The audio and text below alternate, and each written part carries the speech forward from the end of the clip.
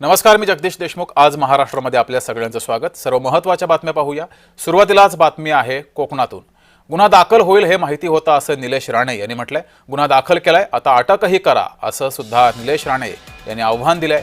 निलेश राणेंना बळीचा बकरा बनवलं जात आहे। नितेश राणे यांच्याकडून अखेर भावाची पाठराखण ही करण्यात आली आहे। त्यांना सगळे अधिकार आहेत निवडणुकीमध्ये आणि आम्ही गुन्हा पकडून दिला तर आमच्यावर केसेस होत आहेत, काही हरकत नाही।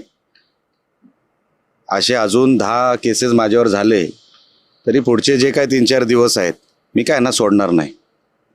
आणि मला विनंती करायची आहे पोलीस डिपार्टमेंटला, नोटीस आपण दिलेली आहे, FIR आपण केलेला आहे, आता मला अटकही केलं पाहिजे। आपण का कोण बोलत नाहीये? निलेशजी बोलतात ते खरं। एक शिवसेनेचा नेता बोलत नाही, ना रत्नागिरीचा, ना कोकणातला, ना महाराष्ट्रातला।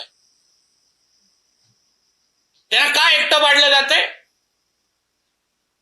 का नाही सपोर्टिंग? आपले दीपक केसरकर साहेबांनी घ्यावं, रोहित चव्हाण साहेबांचं नाव घ्यावं ना। तोडवतात कशाला एक प्रश्न? म्हणून या बाबतीमध्ये 2 तारखेनंतर जसं निलेशजी बोलले आहेत, आम्ही लोक आपण बसू। खरं तर हे दोन्ही एकाच नाण्याच्या दोन्ही बाजू आहेत। कालच्या लोकसभा आणि विधानसभा निवडणुकीमध्ये याच विजय किनवडेकरांनी राणेंचे म्हणजे नारायण राणेंचे आणि निलेश राणेंचे पैसे या शहरामध्ये वाटले होते। आणि त्यामुळे आज आज आपल्याला पैसे वाटायला कमी पडतायत आणि म्हणून हे आरोप प्रत्यारोप या ठिकाणी होतात, कारण गेल्या वेळी हीच मंडळी पैसे वाटत होती।